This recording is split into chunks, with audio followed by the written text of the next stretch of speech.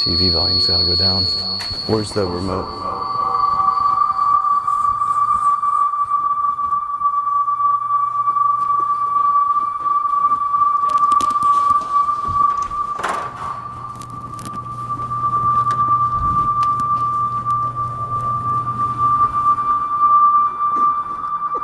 Accessibility shortcuts. 14 items. Voice line. Off.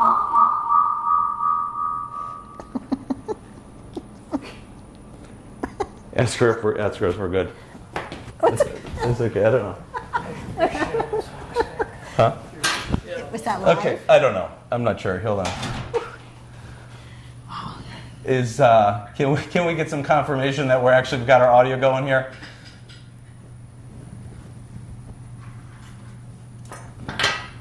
We're going to start again here. Welcome. New series, live from the OR, from Studio A, our live stream production studio. We're going to go ahead and educate you a little bit about upper blepharoplasty, upper eyelid surgery. Gretchen here is a patient who's going to have her eyelid surgery performed on March 11th, and we're going to show the whole procedure. We're actually going to be beginning the live stream with Liz Bonus on channel 12. Excuse me. You good? Okay. So sorry about our technical difficulty there. All right, so we've got Gretchen here, and today we're going to talk a little bit about upper blepharoplasty. We're going to start marking and measuring, and we're going to talk to you about why people would undergo an eyelid rejuvenation surgery like this. I personally feel this is one of the best procedures anybody can have performed in their lifetime. I think most people are probably candidates for it. It helps us look more refreshed, and in these days, while we're looking at ourselves a ton on Zoom and social media, it's a really a procedure that has increased in demand. So here's Gretchen. I'm going to have you close your eyes here a little bit. And if you can see real carefully here where her eyelid opens, this is called the upper eyelid crease. I'm going to make a little marking. Now normally when you come in you wouldn't have makeup on, but we allowed Gretchen to keep makeup on today.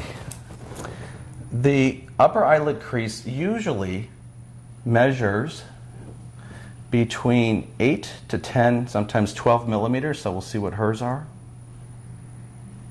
It's about 9 millimeters. And what we very simply do here is we mark, and I'm going to do this lightly today. So there's her crease, and on this side we see where it starts.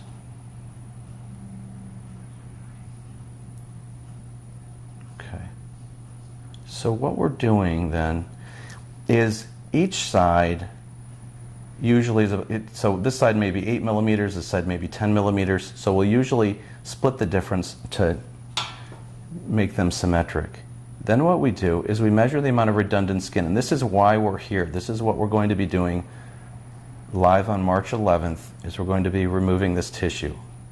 It's called the upper eyelid surgery, upper blepharoplasty. So once we measure that, we're going to mark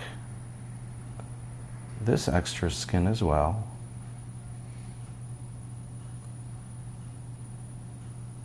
And this is the tissue that we would plan to remove. Okay. So more than you think. This tissue here is called the infrabrow tissue. It's part of her eyebrow. A lot of times what we'll see in patients is we'll see what we call brow ptosis, P-T-O-S-O-S. It's drooping, and depending on where that brow position, you can see a variation in the amount of eyelid tissue that someone actually has. We can cheat a little bit. We like to, in women here, we'll come a little bit into this infrabrow area to open up the eye to the rest of the face. But if we thought we were helping a patient by removing all of this tissue up in this area, we would have two problems. One problem would be that the eyebrow would be pulled down. That wouldn't be good. And the other thing is by taking too much skin, we would leave the patient with the inability to close her eye. Obviously, that wouldn't be good either. So an upper blepharoplasty really is dealing with the redundant extra eyelid skin. We feel that I feel that an upper blepharoplasty is simply one of the best procedures anybody can have performed. And it's about a 20 to 30 minute procedure performed under local anesthesia. Patients come in, we'll usually do this with a little Valium on board, so we'll give you an oral medication. You don't require IV sedation for this, or certainly general anesthesia. You'll come in, we'll take you back to the operating room, we'll measure and mark, sort of what we're doing now. We'll begin to localize, and you'll see all this live on March 11th. And I'm not sure if we caught it earlier, but Liz Bonus is going to kick us off around noon on her show, and then we're going to carry the rest of it live through YouTube. For any of you who are new to our channel or seeing this for the first time, we'd love for you to subscribe. We're going to be doing this all year long.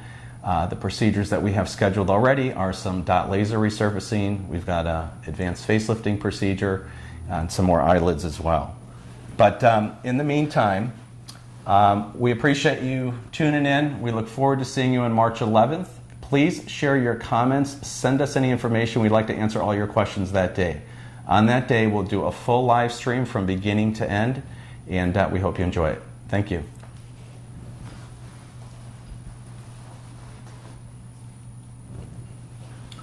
So Tommy, your card would be good now?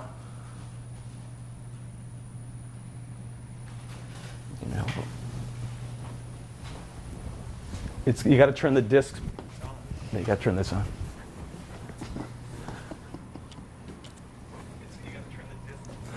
That's good. How does he know if he's live? Okay. We're still live. We are.